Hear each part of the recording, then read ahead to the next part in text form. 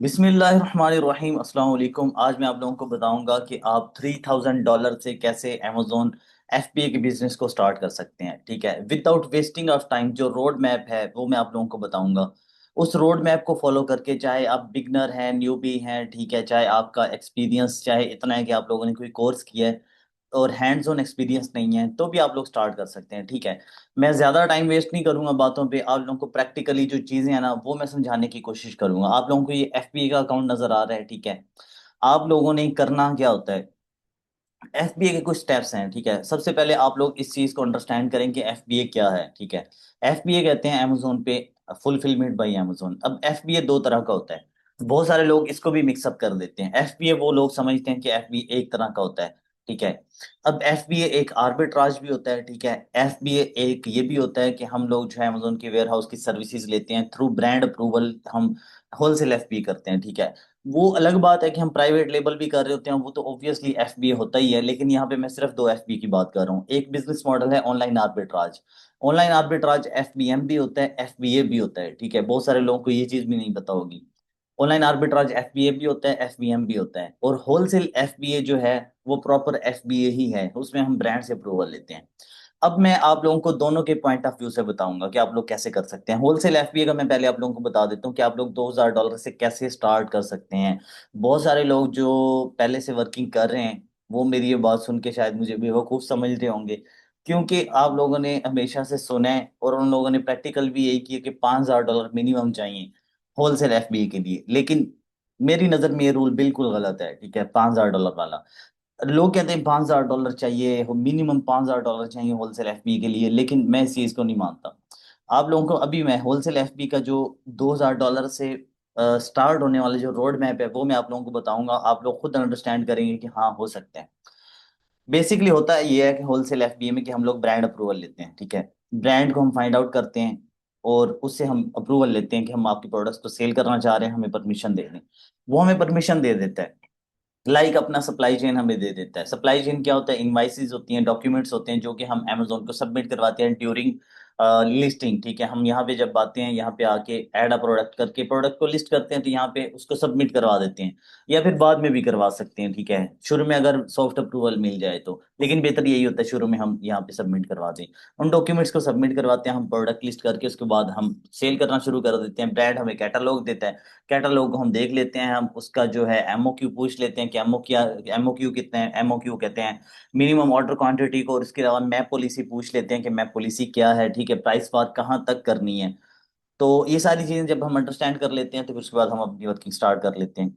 अब जो लोग ये कहते हैं ना कि $5000 से हम अमेजोन के बिजनेस को स्टार्ट करें, ठीक है, मिनिमम इतना चाहिए, मैं इस चीज को समझता हूँ कि ये गलत है।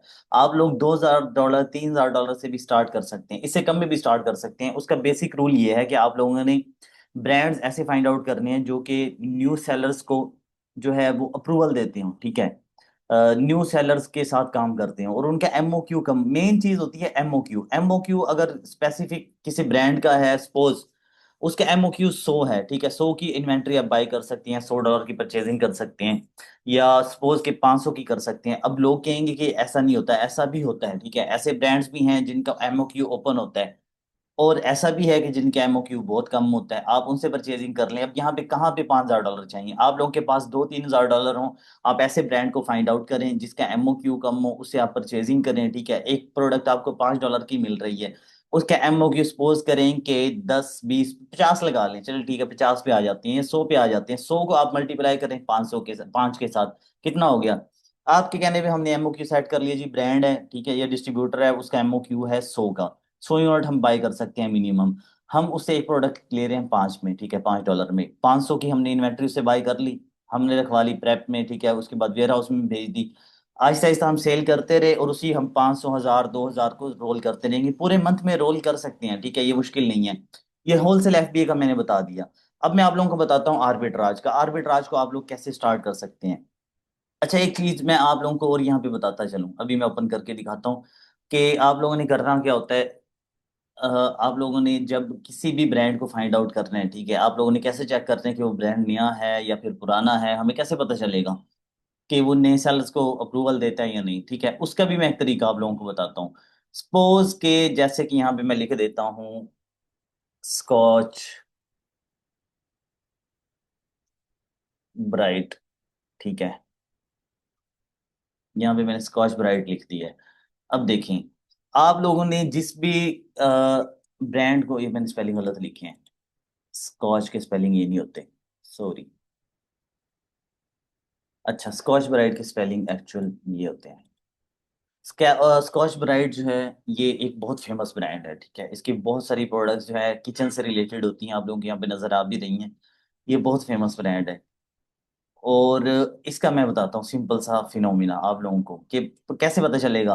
और ये आप लोगों को एक ब्रांड फाइंड आउट करने का तरीका भी बता रहा हूँ। लोकेशन आप लोग चेंज कर लें फर्स्ट ऑफ ऑल अपनी, ठीक है। मैं चूंकि पाकिस्तान में हूँ इस वक्त, सॉरी, तो मैं यहाँ पे अपनी लोकेशन को चेंज करूंगा। मैं यहाँ पे अपनी लोकेशन रख लूंगा, ठीक है। अगर मैं यूएस में एंटिंग कर रहा हूँ तो मैं ऑब्वियसली यूएस की यहाँ पे लोकेशन जो है लगाऊंगा, ये 1001 यहाँ पे लोकेशन सेलेक्ट कर लूंगा। और यहाँ पे जो भी ब्रांड आप लोगों को लगता है ना कि आपने फाइंड आउट कर लिया है, उसका क्राइटेरिया मैं बता रहा हूँ। एक मैं तरीका बता रहा हूँ, एक मेथड आप लोगों को ब्रांड को फाइंड आउट करने का। आप लोग किसी भी ब्रांड को फाइंड आउट करें तो आप लोगों ने उसके नेम को यहाँ पे सर्च करना है, ठीक है। सर्च करके उसके बाद रिजल्ट्स देखें। मार्केट यहाँ पे आप लोगों ने यूएस की चूज कर लेनी है।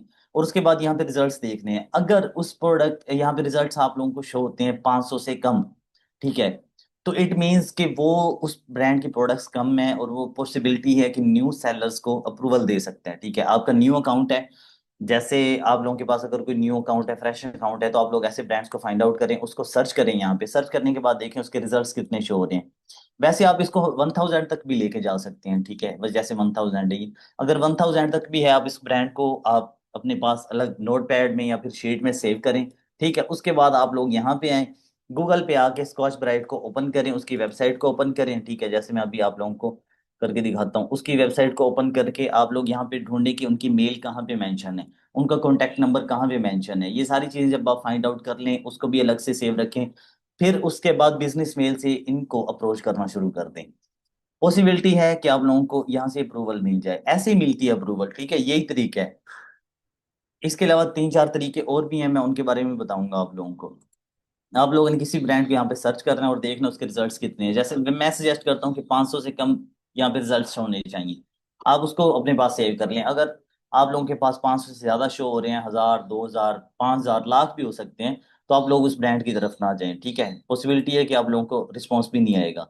तो इन चीज़ों का आप लोगों ने ख्याल रखना है। अच्छा, ये मैंने बता दिया होलसेल एफबीए का। अब मैं आप लोगों को बताता हूँ ऑनलाइन आर्बिट्राज का। ऑनलाइन आर्बिट्राज में आप लोगों ने क्या करना है, एफबीए का मैं बता रहा हूँ। आप लोगों ने डिफरेंट सप्लायर्स होते हैं, ठीक है, जैसे वॉलमार्ट, सैम्स क्लब, बीजेस, ग्लिटमॉन, ब्यूटी लीश, बार्न्स एंड नोबल, सीयर्स है, ठीक है। इस तरह के जो सप्लायर्स हैं, ये इनमें मोस्टली ऐसे हैं जो कि आप लोगों को इनवाइसेस नहीं देते, ठीक है। आप लोगों ने ट्राई करनी है कि एफबी में आप लोगों के पास इनवाइसेस होनी चाहिए। वैसे ऑनलाइन आर्बिट्राज नाम ही इसी का है, उसमें मोस्टली इनवाइसेस नहीं होती।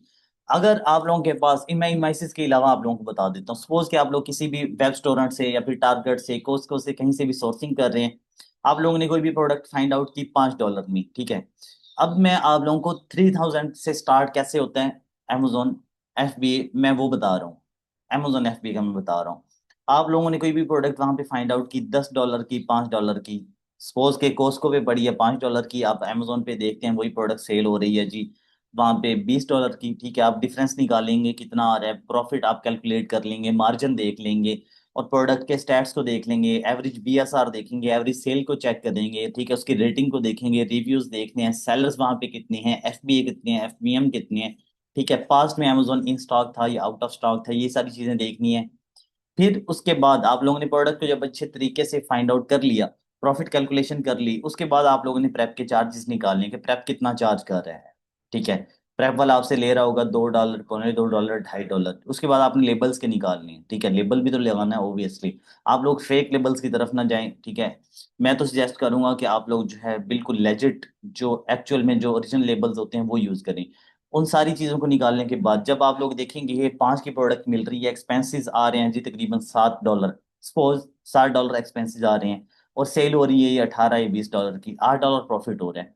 अब एक प्रोडक्ट आपको 5 की मिल रही है, आप उसको आर्बिट्राज में आप लोगों ने कभी भी ऐसे नहीं करना कि 100 की इन्वेंट्री बाय करनी है। आप लोगों का नया अकाउंट है, आप लोगों ने 5, 10, 15, 20 यूनिट मंगवाने हैं बस।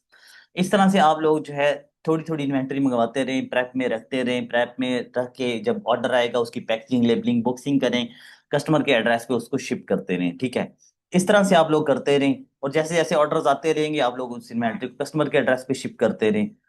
और इस 3,000 को आप पूरे महीने में अच्छे तरीके से रोल कर सकते हैं। अब मुझे यहाँ पे ये बताएं कि कहाँ पे मुश्किल आ रही है, कि $3,000 से हम क्यों नहीं स्टार्ट कर सकते। लोग जो कहते हैं कि $5,000 चाहिए और $10,000 चाहिए, मैं इस चीज को नहीं मानता कि $500 क्यों चाहिए। हाँ, वो अलग बात है कि सेल अगर लेनी है वो अमेजोन के अकाउंट के ऊपर आप लोग डेली की $10,000 की भी सेल ले सकते हैं। लेकिन अगर कोई बंदा कहता है कि मेरा लिमिटेड बजट है, ठीक है, अब मेरे पास ऐसे क्लाइंट्स भी आते हैं जो कहते हैं कि हमारा बजट ही 5,000 है, तो मैं फिर क्या करता हूँ, मैं ट्राई करता हूँ उनके बजट को पूरे महीने में 5,000 में रोल करने की, कि पूरे महीने में 5,000 की ही उसके अंदर रह के सेल लूँ। ठीक है। अब एक क्लाइंट मेरे पास आया, उसने मुझे कहा कि मेरा 5,000 बजट है। मैंने कहा ठीक है। इंडिया से क्लाइंट था वो मेरा। ठीक है, वो फिजिकल वहां पे था उस वक्त यूएस में। मैंने उसे कहा ठीक है, मैंने उसके अकाउंट के ऊपर वर्किंग जो है वो शुरू करवाई। 5,000 सेल की, 2-4 दिन में सेल ले ली हमने। उसके बाद मैंने उससे मजीद बजट का पूछा, उसने कहा कि 5,000 आप और यूज कर लें। करते कराते हमने गालबन $25,000 या $27,000 की फर्स्ट मंथ में ही सेल ले ली, और अच्छा प्रॉफिट बना, उसका भी हमारा भी। तो आप लोग जब प्रॉफिट दिखाएंगे क्लाइंट को, तो ऑब्वियसली आप लोगों को क्लाइंट को कहने की जरूरत नहीं पड़ेगी मजीद इन्वेस्ट की। तो इस तरह से आप लोग वर्किंग कर सकते हैं। आप लोग first of all product research करें अच्छे तरीके से, उसके बाद अपने अकाउंट पे लिस्ट करके देखें कि लिस्ट हो रही है या नहीं। अगर लिस्ट हो रही है प्रोडक्ट, ठीक है, इट्स गुड। अगर नहीं हो रही तो आप लोग जो है किसी और प्रोडक्ट की तरफ चले जाएं। मैं इनवाइसिस के बगैर बता रहा हूँ, वैसे मैं इनवाइसिस को ही सजेस्ट करता हूँ कि होनी चाहिए, क्योंकि कल को इनऑथेंटिसिटी आ गई तो फिर मसला होगा। अच्छा, उसके बाद फिर प्रोडक्ट लिस्ट करके देख ली, इन्वेंट्री अपना अपने स्टैट्स वगैरह देख के इन्वेंट्री प्रेप में वाले कुछ ऑर्डर आएंगे, उनको पिक पैक करके आप लोग जो है कस्टमर के एड्रेस पे शिप कर दें। और अकाउंट हेल्थ का खास तौर पे ख्याल रखें। ठीक है। इस तरह से आप लोग जो है अपने अकाउंट के ऊपर वर्किंग कर सकते हैं। इसका जो डैशबोर्ड होता है अमेजोन का सेल सेंट्रल का, मैं वो भी दिखा देता हूँ। ठीक है। और मैं ऑलरेडी भी बहुत सारी वीडियोस बना चुका हूँ। जो बिगनर्स हैं, न्यूबीज हैं, उनको फिर भी अगर नहीं समझ आ रही तो मेरे व्हाट्सएप नंबर पे कांटेक्ट करके मुझसे जो भी वो गाइडलाइन लेना चाहें तो वो ले सकते हैं। यहाँ देखें आप लोग, यहाँ पे आप लोगों को नजर आ रहा है। ठीक है, ये इस तरह से डैशबोर्ड होता है। बाकी इंशाल्लाह मैं वीडियोस बनाता रहूंगा। दुआ में याद रखिएगा। थैंक